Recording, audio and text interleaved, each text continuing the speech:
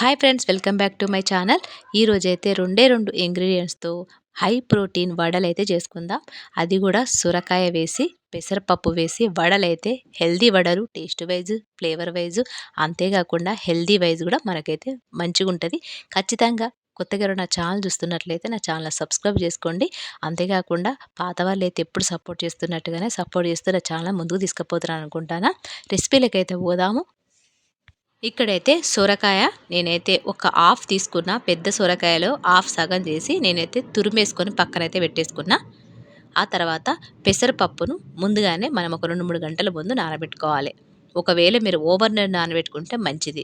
ఒకవేళ 2-3 గంటల ముందు నానబెట్టుకోవాలనుకుంటే వేడి నీళ్లు పోసి మనం నానబెట్టుకుంటే మనకు మంచిగా నానిపోతే 2-3 గంటల్లో.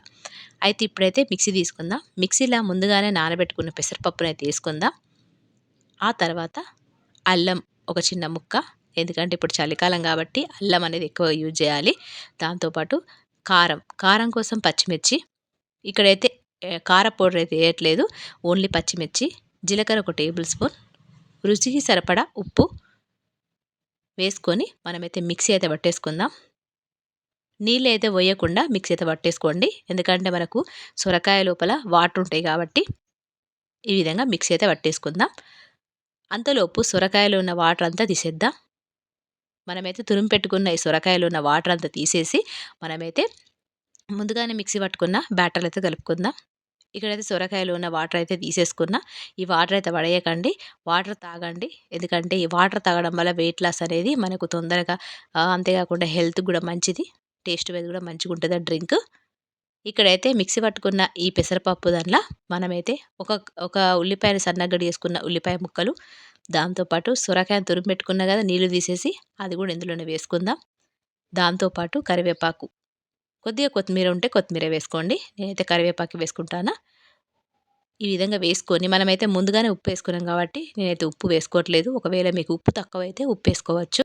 ఈ విధంగా కలుపుకున్న బ్యాటర్ని అయితే మన చిన్న చిన్న వడల్లాగా చేసుకుందాం. ఆయిల్ అయితే డీప్ ఫ్రై కోసం అయితే ఆయిల్ అయితే వేడి చేస్తున్నా. ఆయిల్ అయితే మంచిగా వేడైంది. ఈ విధంగా వేడైన తర్వాత మంచిగా డీప్ ఫ్రై చేసేసుకుంటే మనకు ఆయిల్ కూడా పీల్చుకోకుండా సొరకాయ పెసరపప్పు వడలు అయితే రెడీ అయిపోతాయి. మార్నింగ్ బ్రేక్ఫాస్ట్లోగైనా లేకపోతే స్నాక్గానా తీసుకోవచ్చు. అయితే ఈ రెసిపీ మీకు నచ్చింది అనుకుంటాను. నచ్చితే ఒక లైక్ ఇవ్వండి. కొత్త వాళ్ళైతే సబ్స్క్రైబ్ చేసుకోండి. మరిన్ని రెసిపీస్ కోసం నా ఛానల్ని అయితే సబ్స్క్రైబ్ చేసుకోవడంతో పాటు బెల్ గంట ఆన్లో పెట్టుకోండి. ఈ విధంగా ఎంతో హెల్దీ హై ప్రోటీన్ సొరకాయ పెసరపప్పు వడలైతే రెడీ అయిపోయినాయి. ఇంకొక మంచి రెసిపీతో మిమ్మల్ని అయితే కలుస్తా. మరి అంతవరకు ఉంటా. మరి నమస్తే, సెలవు.